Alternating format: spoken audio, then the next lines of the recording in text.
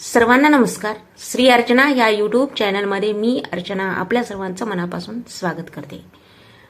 आषाढस्य प्रथम दिवसे हे शब्द उच्चारले की डोळ्यासमोर दाटून येतात काळेभोर मेघ, पावसाची चाहूल आणि महाकवी कालिदासाची अमर काव्य.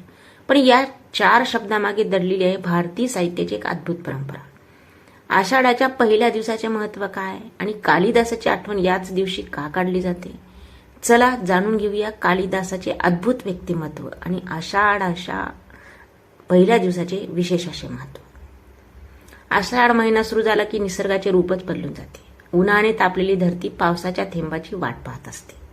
शेतकरी आकाशाकडे आशेने पाहत असतो. झाडे, वेली, पक्षी, प्राणी सगळेच पावसाच्या स्वागतासाठी सज्ज होतात. अशा या रम्य ऋतूचे वर्णन ज्यांनी आपल्या शब्दांनी अमर केले ते म्हणजे महाकवी कालिदास. संस्कृत साहित्यामध्ये कालिदासांना सर्वोच्च स्थान दिलेले आहे. त्यांची प्रतिभा इतकी विलक्षण होती की ते आजही त्यांचे साहित्य जगभर अभ्यासले जाते. त्यांच्या मेघदूत या काव्याची सुरुवात आषाढस्य प्रथम दिवसे या शब्दाने होते, म्हणजेच आषाढ महिन्याच्या पहिल्या दिवशी.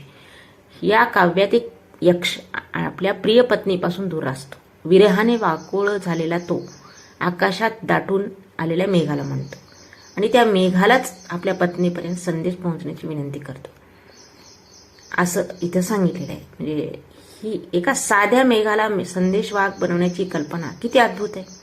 म्हणूनच मेघदूत हे जगातील श्रेष्ठ काव्यापैकी एक मानले जाते. आता आपल्याला प्रश्न पडतोय, कालिदास कोण, त्यांची पत्नी कोण, त्यांचे आई वडील कोण? कालिदासाच्या जीवनाबद्दल निश्चित माहिती फार कमी उपलब्ध आहे. ते नेमके कुठे जन्मले, त्यांचे आई वडील कोण, त्याबाबत इतिहास मौन आहे. परंतु त्यांच्या साहित्याने त्यांना अमरत्व दिले. लोककथामध्ये कालिदास आणि विद्योत्तमा यांची कथा सांगितली जाते. काही कथानुसार कालिदास सुरुवातीला अशिक्षित होते, पण ज्ञानप्राप्तीनंतर ते महान कवी झाले. या कथा कितपत सत्य आहे त्याचा ठोस काही पुरावा नसला तरी त्यांच्या प्रतिभेबद्दल कोणालाही शंका नाही. त्यांचे त्यांनी कोणते कोणते रचना केली? रघुवंश, कुमार संभव, अभिमान शाकुंतलम, विक्रमावर्षियम आणि मेघदूत यासारख्या रचनांनी भारतीय साहित्याचा खजिना समृद्ध केला.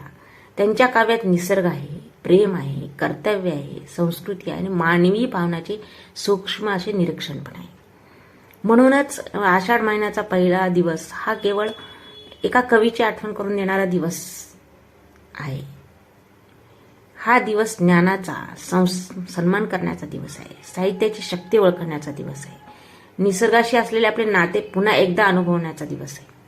आजच्या युगामध्ये तंत्रज्ञान एवढंच पुढे गेलेलं झपाट्यानं, माहिती म्हणजे सगळी माहिती उपलब्ध होत आहे सहज, पण शब्दाचे सौंदर्य आणि साहित्याचे मूल्य आणि संस्कृतीचे ओळख जपणे तितकेच आवश्यक आहे. कालिदास आपल्याला हे शिकवतात की निसर्गाकडे पाहण्याची दृष्टी असली, भावनांना शब्द देण्याची क्षमता असली आणि संस्कृतीवर प्रेम असले तर साहित्य अमर होते. आषाढाच्या पहिल्या दिवशी आपण पावसाच्या पहिल्या सरीसोबत महाकवी कालिदासांना स्मरूया, त्यांच्या साहित्याचा गौरव करूया आणि समृद्ध भारतीय ज्ञान परंपरेचा अभिमान बाळगूया. महाकवी कालिदासांना विनम्र अभिवादन.